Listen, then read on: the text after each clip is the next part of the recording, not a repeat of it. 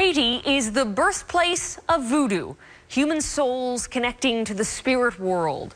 For years, worshippers practiced in secret for fear of persecution, even death.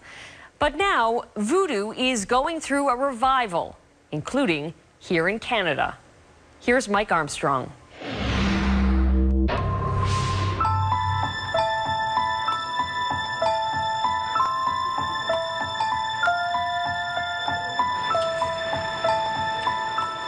There isn't much about this place that's easy.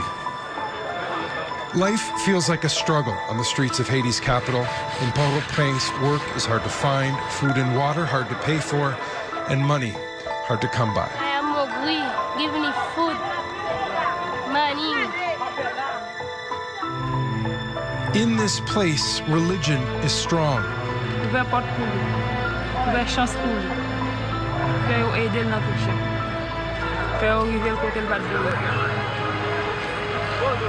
Even the city's tap-taps, the buses that run through the streets, are covered in Christian messages and depictions of Jesus.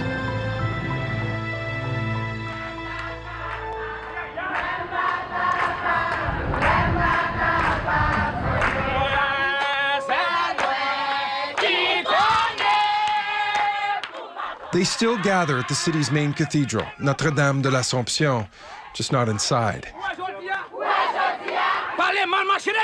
Like so many others, the building was almost completely destroyed in last year's earthquake.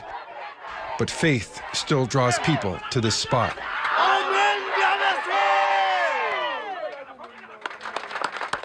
About 80% of Haiti is Catholic, another 15% Protestant. But there is another faith that in many cases shares the faithful.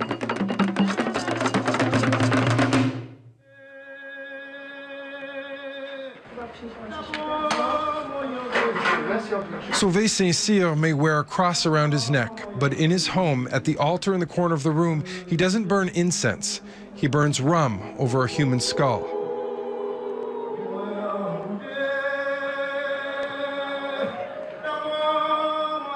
Saint-Cyr, like about half of Haitians, follows voodoo.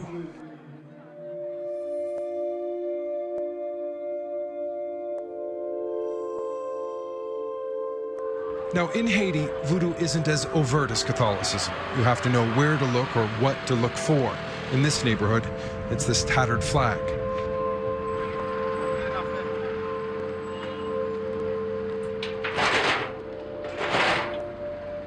Through a tin door down a lane, Alex Louis introduces us to his temple, a voodoo peristyle.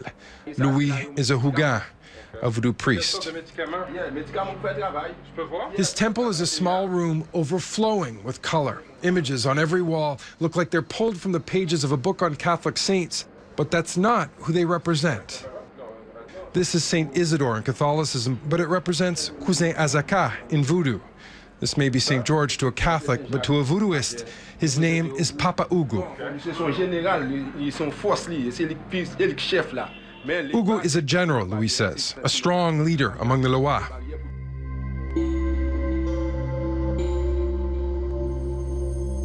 The Loa are spirits. The voodooists pray to them in a way like Catholics to a saint. You can ask them for help, but they're not God.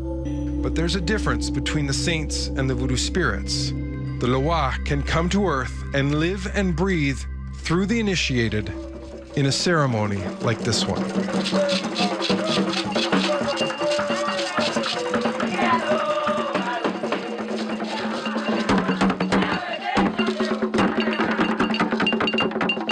This is the moment a spirit arrives. This Loa is another Ugu from the same tribe as the general Papa Ugu. The man he is possessing, a Haitian voodooist originally from Colombia. This ceremony began almost 3 hours earlier.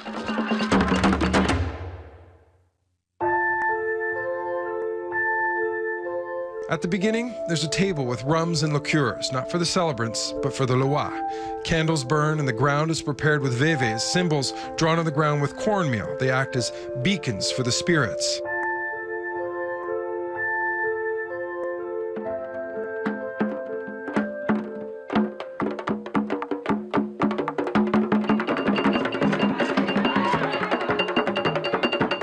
There are new voodooists on this day, 2 people being initiated.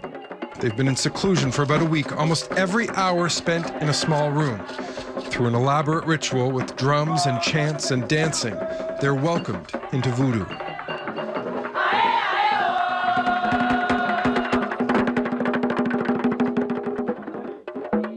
There's a break, and the ceremony moves to another area. Many of the celebrants have changed their clothes. There are speeches, including one from Max Beauvoir. This temple, Peristyle Mariani, is also his home. Beauvoir is a Huguin and the supreme chief of the National Haitian Voodoo Confederation. He explains that in his religion, God is close. It's not a man in the clouds, but someone that can be called to appear. Now, not in person, but through the 400 lois, each a part of God, each able to manifest themselves in the flesh. How the lois take over a body has been likened to how a rider controls a horse. Possession for us, it is God, an aspect of God, who enters into someone. It's a privileged moment where God is able to talk directly to the human being during a ceremony. These moments are direct interaction with the spirits. This isn't praying, but honoring them in person. The Loa is dressed, given rum to drink, and at one point a cigar to smoke. He is appreciative, and the spirit is welcomed. Moments later, the spirit chews off the burning end of the cigar, to the delight of many. Beauvoir calls more spirits, pouring rum on the ground and then spraying the crowd. The Loa presence is felt.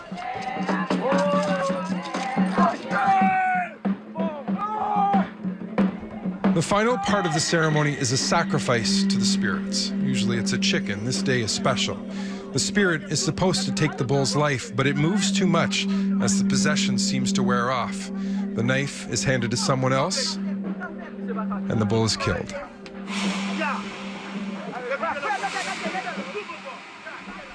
A veve is drawn on the bull as the dancing continues, but the ceremony is over.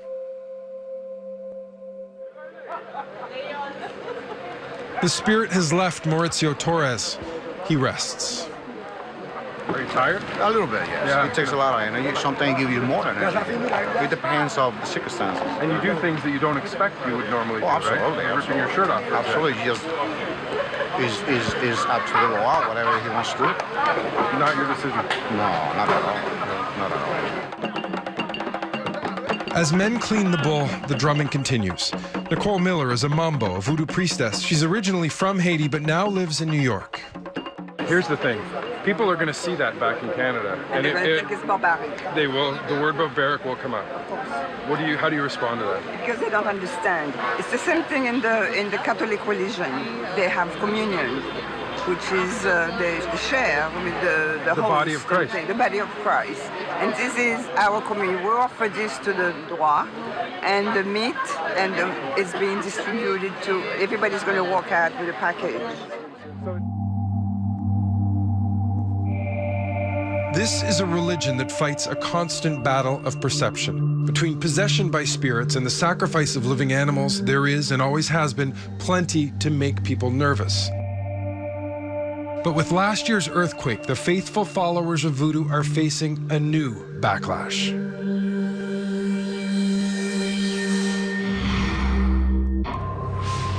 Next, voodoo gets new life.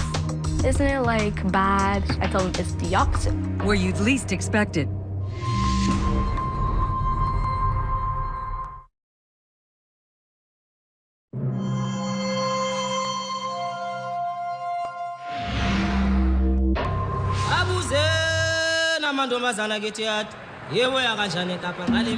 There is no other country on earth that shares the language spoken here. Creole is a hybrid created over generations, part French, part African. Slaves captured and shipped here in the 1700s brought with them the languages of dozens of tribes. Many couldn't even understand each other. Mixed together, it became Creole. Voodoo was created the same way. Slaves were forced into Catholicism, but brought with them the spiritual beliefs of their homelands.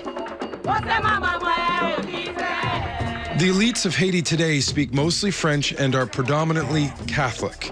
Voodoo is seen as a cult of the lower classes. Mathieu Baptiste is a young entrepreneur. How do the upper classes look at it? They watch them as cannibal. Like for them, you know, you're doing sacrifice. I would say you're talking with zombie, you know. They look down on it. Yeah. Alex Louis sells good fortune and good health. The jug, he says, is full of water for luck. For a fee, he'll dip into his basket of oils and cards and pictures and ask a spirit to help a client. He also sells curses, even protection. His most expensive spell costs about $7 Canadian. Alex says he's respected in the community. Oui, yo respecte ça. J'ai 25 ans là. Sympathie, yo pas respecter ça, m'pas là toujours. Now, zombies are legends, and there are no voodoo dolls here. That's a New Orleans thing. But there is enough for many to fear.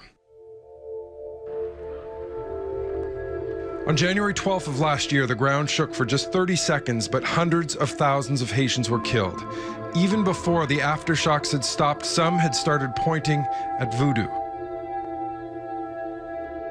American television evangelist Pat Robertson blamed a pact with the devil made when Haitian slaves revolted against their French masters.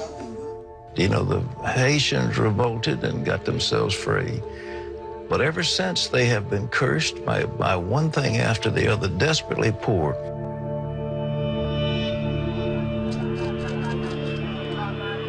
Max Beauvoir, Haiti's supreme voodoo chief, has spent half his life defending voodoo.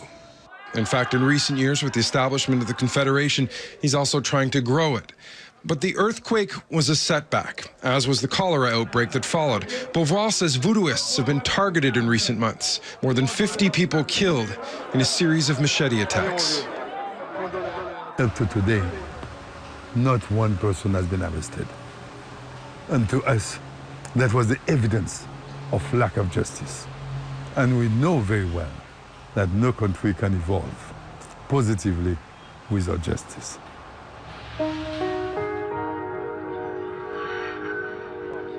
For decades, politics and poverty have driven people out of Haiti to places like Montreal. The Haitian diaspora, Haitians living outside Haiti, could be more than 2 million people. It's the evolution of a nation and of a religion. Well, some of that evolution has come here to Canada, to this house in a suburb of Montreal. You'd never expect it, but inside is a Haitian pericile in a converted garage. They pack this room at times. The only thing they don't do are animal sacrifices. Canadian law doesn't allow it. The mambo here, La Belle Déesse des Réals, is working to open a bigger temple downtown. Very soon. I'm working there now. It's the time. It's ready. There is a next generation. She looks and plays like any 11-year-old girl, but she calls herself Little Mambo. She says her religion does surprise her friends, but not for long. When I first told them, they're actually a little awkward. So they're like looking at me awkward and like, isn't it like evil? Isn't it like bad? And I tell them it's the opposite. This temple is affiliated with Beauvoir back in Port-au-Prince, but the religion may grow easier in this place. In Canada, it does make people nervous, but for voodoo, there's less persecution. This is part of the evolution of voodoo. Just as it moved from Africa by ship with slaves, it now moves by plane from Haiti with the diaspora. That Haitians would not bring it to Canada, these people say, is unthinkable. You're Haitian, you voodoo. It's on your blood. I need everybody to know that.